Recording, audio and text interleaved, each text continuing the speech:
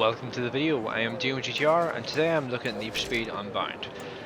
Today I'm going to be messing around with this Polestar 1 because I've done some interesting upgrades to it. As you can see, it's the top of S Plus class because I have done an engine swap. Because this thing gets one of the craziest engine swaps in the game. You can put the Bugatti Chiron engine into this car, which you can see by the horsepower and the torque.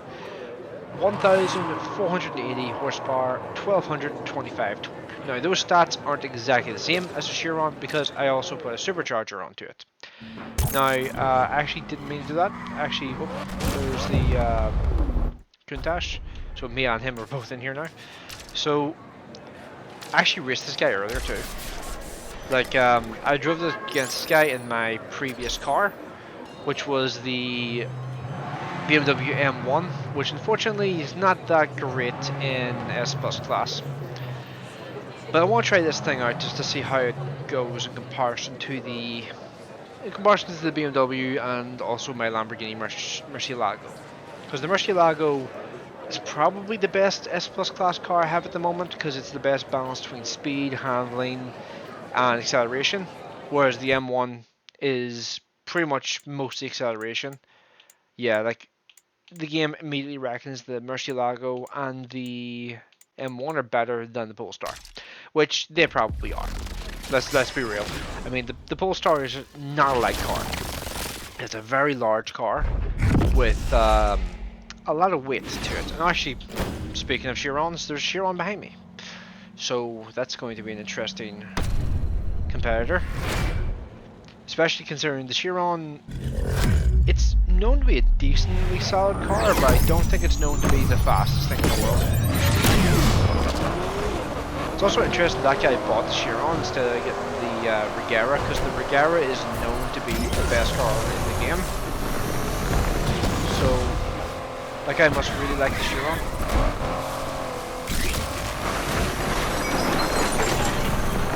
Oh, there's a big crash.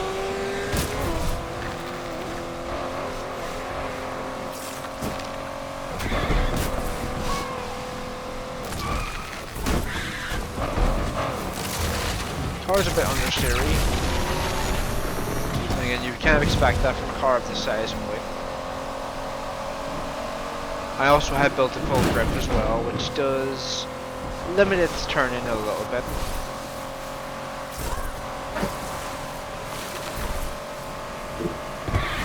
Like, one thing I always do with cars like this here, when it comes to really tight corners, is I whack the handbrake.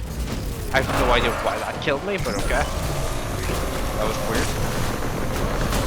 But I always whack the handbrake when I come into like 90-degree corners because it just gets the car turning much better, and it also maintains more of your momentum than if you try to take the corner normally. Like as an example there, like I was able to take that corner so much faster than that Chiron because I'm just tapping the handbrake while I go around the corner. That's actually something I started doing back in the old Midnight Club games. I just try it out every now and then. In modern racing games, it actually works surprisingly often.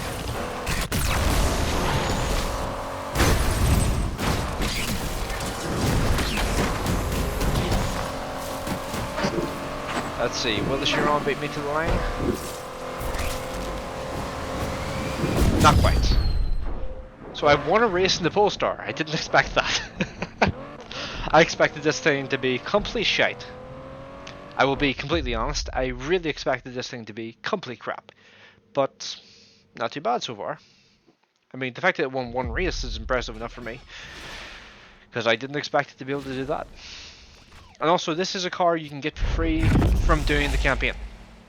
So if it ends up being pretty damn good, then hell, that means you get a damn good car for just playing the campaign. There's no downside to that.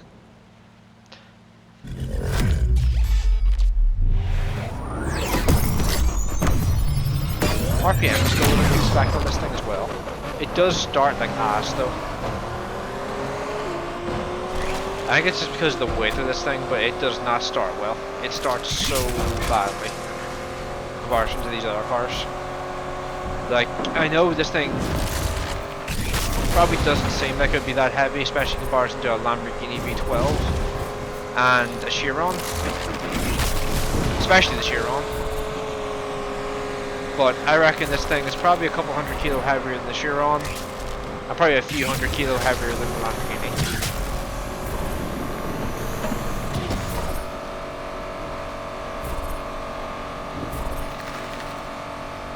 Yeah, the Chiron's faster than me in a straight line.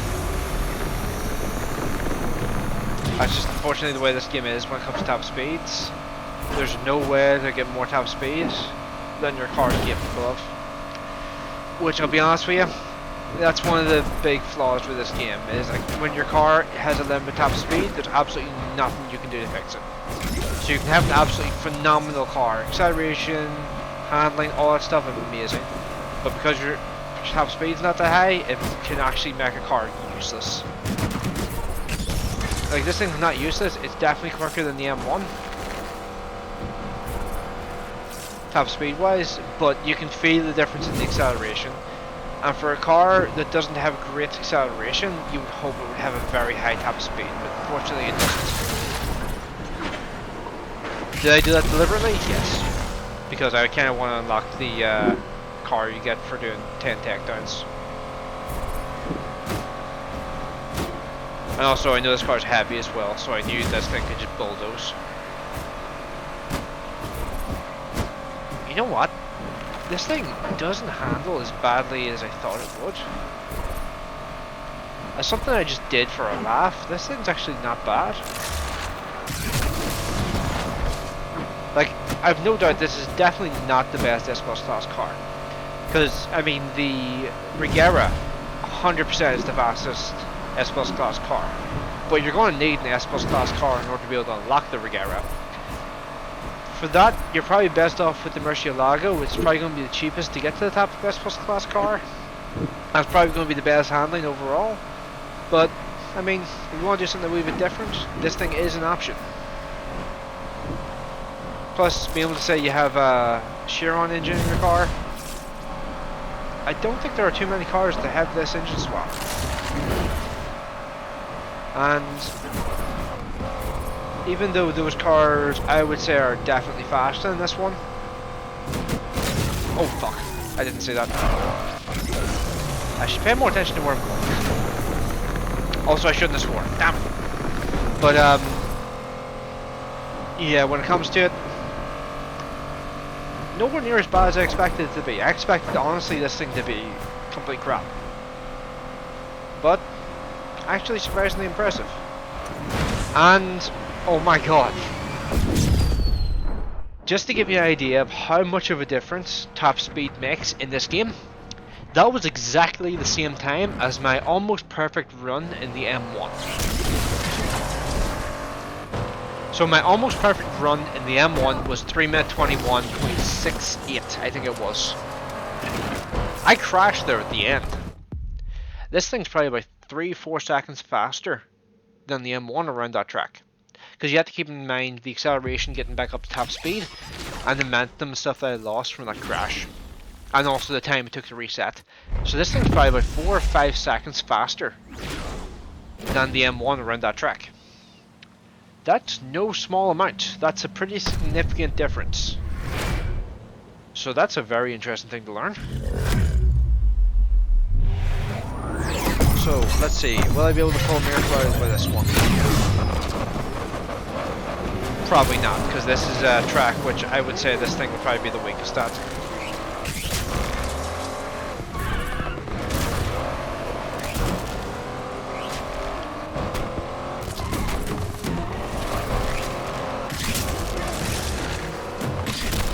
Because this is actually the track where the Countach absolutely destroyed me last time. Whoa. Like I got like an odd speed boost there. Wait. Okay, yep, that was a mistake. Shouldn't have gone across that. Trying to take shortcuts, sometimes not the best idea. Some tracks where taking shortcuts, great. Other tracks, certain areas where if you try to take a shortcut, it will absolutely destroy the race. But yeah, the Countach destroyed me when I was driving the M1 on this track. but actually seems to be kind of struggling to keep up with me in this thing.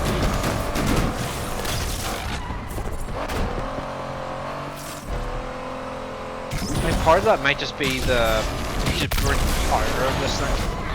I mean, 1500 horsepower comparison to what, like 900 is a pretty significant difference. And also, I just completely battled that corner. I'm still going to win the overall playlist, but that was a bit of a whiffler on that last bit.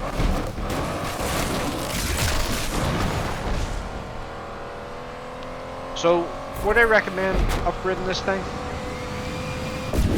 Honestly, probably not, but it's more impressive than I thought it would be. And I might just continue to use this thing as kind of like a meme car. Because I don't think people would expect this thing to actually be quick in S Plus class. If you could somehow get this thing into S class, this thing would be absolutely ludicrous. Thinking about it, I'm going to have to check that now. If I'm actually going back out of that race there, I'm not going to do that one. If I go back up here,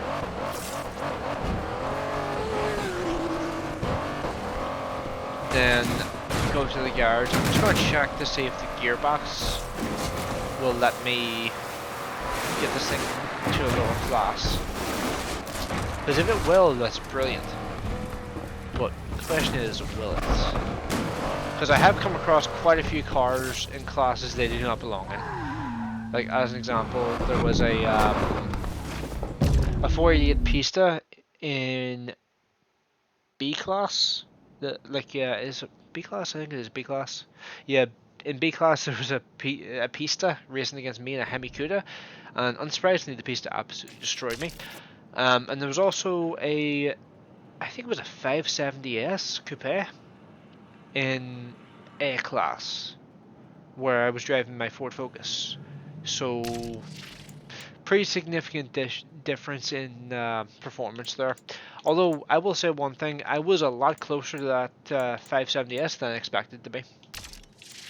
I expected to get absolutely just murdered, but nope. Actually held my own reasonably well. Oh, that's interesting. A lower gearbox gives me a higher PI. That's very interesting. I also keep the top speed. Huh. That's actually a significant boost in acceleration too. That probably fixes the main issue for this car right there. It's only 14. Yeah, let's throw that on. Let's just see the comparison now between the Lambo and the M1, just to see which one it reckons quicker. I reckon I'll still think the oh no, Lambo is slower now than the Polestar.